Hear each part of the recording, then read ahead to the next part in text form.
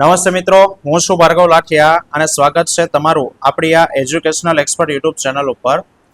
મિત્રો, ધોરણ 10 વિષય વિજ્ઞાન અને ટેકનોલોજીમાં સપ્ટેમ્બર મહિનાની અંદર લેવાવાળી જે એકમ કસોટી છે એમાં પ્રશ્ન બેંક 3 બરાબર, જેના વિભાગ એ નું સોલ્યુશન આપણે છે તે જોઈ ગયા છીએ. હવે આજે આપણે વાત કરવાના છે વિભાગ બી નું સોલ્યુશન. ચાલો મિત્રો, તો શરૂ કરીએ. વિભાગ બી માં પેલા હેતુલક્ષી પ્રશ્નો આપેલા છે. પહેલું છે, નીચે પૈકી કયો વધતી જતી એસિડિકતાનો સાચો ક્રમ છે? તો વધતી જતી એસિડિકતા એટલે સૌથી પહેલા ઓછી એસિડિકતા કોની આવે? તો કે મિત્રો જે આપ્યા છે એમાંથી સૌથી ઓછો આવે પહેલા તો પાણી, બરાબર. પછી આવે એસિડિક એસિડ અને હાઇડ્રોક્લોરિક એસિડ, એટલે ઓપ્શન એ મિત્રો છે તે થશે, કારણ કે એસિડિક એસિડ છે એ નિર્બળ છે અને હાઇડ્રોક્લોરિક એસિડ એ પ્રબળ છે, તો ઓપ્શન એ થશે. બીજો પ્રશ્ન છે કે કોઈ વ્યક્તિ 2 મીટરથી વધુ અંતરે રહેલી વસ્તુને સ્પષ્ટ જોઈ શકતો નથી.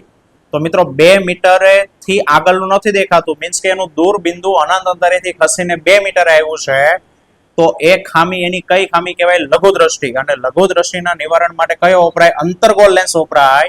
અને અંતર્ગોળ લેન્સમાં કેન્દ્ર લંબાઈ માઇનસ હોય તો એનો પાવર માઇનસ આવે. તો મિત્રો માઇનસ વાળો આ એક જ ઓપ્શન છે, આપણો જવાબ બી આવે. અને જો એને દાખલો ગણીને શોધવું હોય તો પાવર પી બરાબર 1/f બરાબર f શોધવા, આપણે પી શોધવાનો, પાવર શોધવાનો છે. ઓકે, તો કિંમત મૂકો. 1/f તમને આપ્યું છે 2, પણ અંતર્ગોળ લેન્સ એટલે -2 આવે, તો જવાબ આવશે -0.5. ચાલો, બીજું છે, આકૃતિ આપેલી છે અને ઉપરયુક્ત આકૃતિમાં કેલ્શિયમ હાઇડ્રોક્સાઇડના દ્રાવણમાંથી ખાલી જગ્યા વાયુ પસાર થતા દ્રાવણ દૂધિયા રંગનું બને. તો મિત્રો કયો વાયુ? કાર્બન ડાયોક્સાઇડ વાયુ પસાર કરો એટલે ચૂનાનું નીતર્યું પાણી દૂધિયું બને.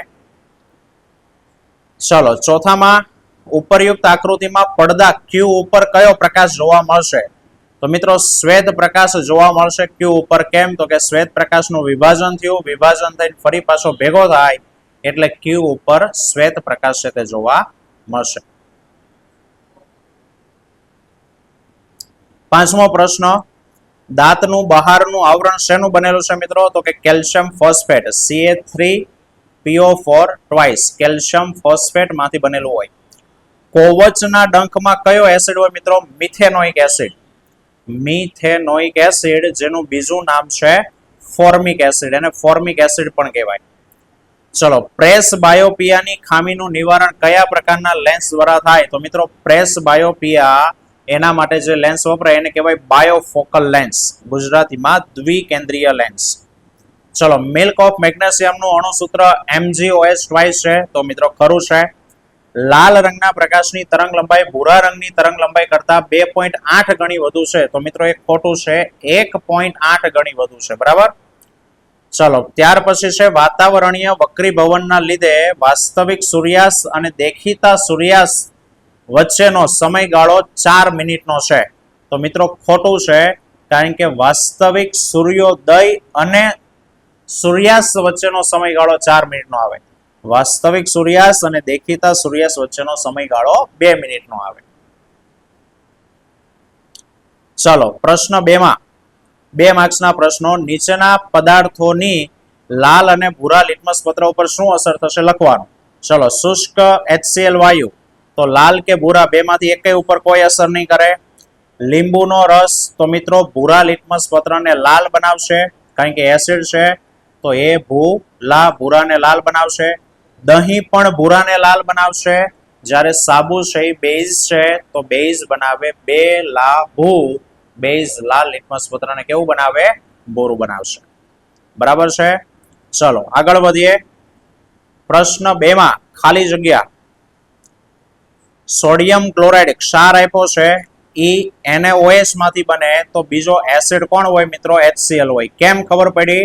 તો કે કોઈ પણ ક્ષારનો જે ધન આયન છે, ધન આયન હંમેશા બેઝ માંથી આવે, અને જે ઋણ આયન છે એ ઋણ આયન એસિડ માંથી આવે.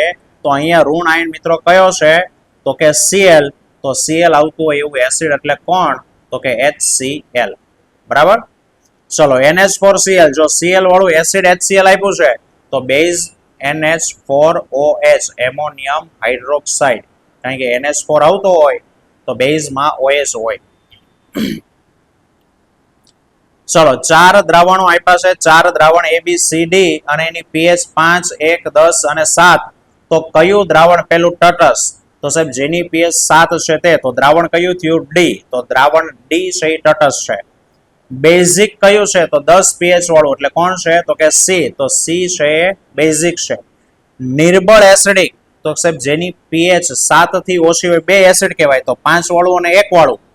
પણ નિર્બળ એસિડિક કોણ થાય? તો કે 5 વાળું, એટલે દ્રાવણ A થશે અને પ્રબળ એસિડિક થશે દ્રાવણ B, 1 pH વાળું. રેડી?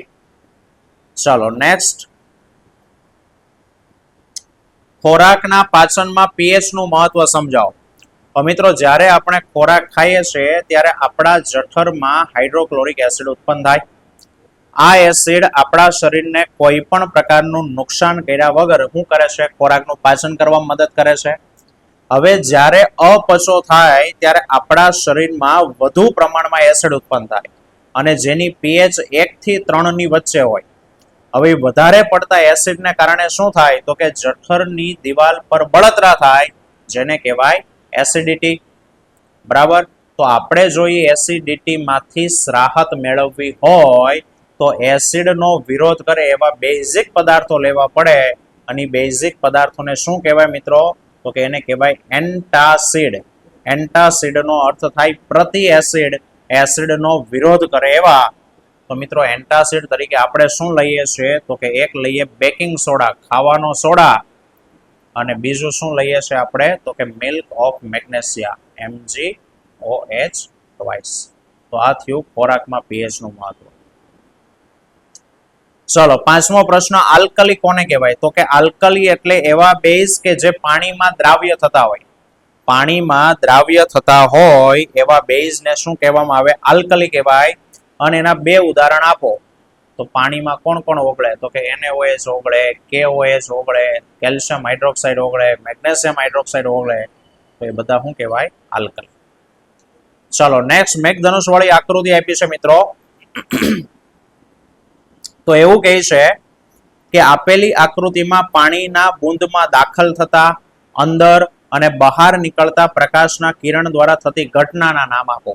ચલો મિત્રો, તો આ સ્થાને જ્યારે કિરણ દાખલ થાય છે તો ત્યારે બે ઘટના થાય છે. એક થાય છે વક્રીભવન અને બીજું થાય છે વિભાજન. બે ઘટના થાય. પછી આ પોઈન્ટ પાસે કિરણ અથડાઈને પાછું આવે એટલે એને કહેવાય આંતરિક પરાવર્તન કહેવાય. બરાબર? આંતરિક પરાવર્તન થાય છે.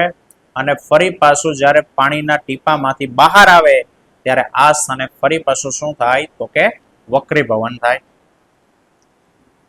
ચાલો નેક્સ્ટ છે, લઘુ દ્રષ્ટિ અને ગુરુ દ્રષ્ટિની ખામીના નિવારણની માત્ર આકૃતિ છે તે દોરો.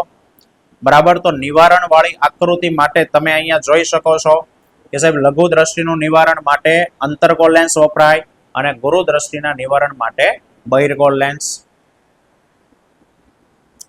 ચલો આઠમા સવાલમાં કહે છે કે એક વ્યક્તિને લઘુ દ્રષ્ટિનું નિવારણ માટે -5.5 ડાયોપ્ટરના લેન્સની જરૂર પડે તો આ નિવારણ કરવા માટે લેન્સની કેન્દ્ર લંબાઈ શોધો. ચાલો તો F બરાબર 1/P. પાવર કેટલો આપ્યો છે? -1/5.5 અથવા તો 1/-5.5 બે સેમ થાય. બરાબર છે? ચાલો હવે તો કે સાહેબ 1/- પોઈન્ટ દૂર કરો તો 55/10 છેદના 10 ઉપર લઈ જાઓ. બરાબર? એટલે કેટલું આવશે? તો કે -10/55 અને 10/55 મિત્રો કરો. બરાબર? જે જવાબ આવે એટલી કેન્દ્ર લંબાઈ એની સાથે થાય. પણ શેમાં આવશે મિત્રો? મીટરમાં આવશે. બરાબર? ચલો નેક્સ્ટ છે, કાર્ય જણાવો. તો મિત્રો કીકીનું કાર્ય શું છે? તો કીકીનું કાર્ય છે આંખની અંદર પ્રવેશ કરતા પ્રકાશની માત્રાને નિયંત્રણ કરવાનું. આંખમાં પ્રકાશ દાખલ થાય, કેટલો દાખલ થવા દેવો, એ કામ કીકી કરે.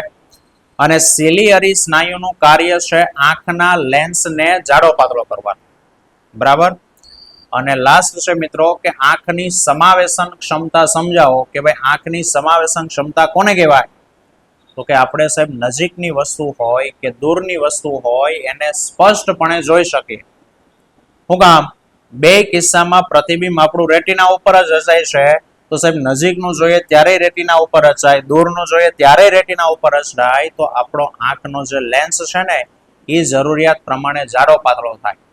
તો એ આંખના લેન્સની જરૂરિયાત પ્રમાણે જાડો પાતળો થવાની આ ક્ષમતા એને સમાવેશન ક્ષમતા કહેવાય.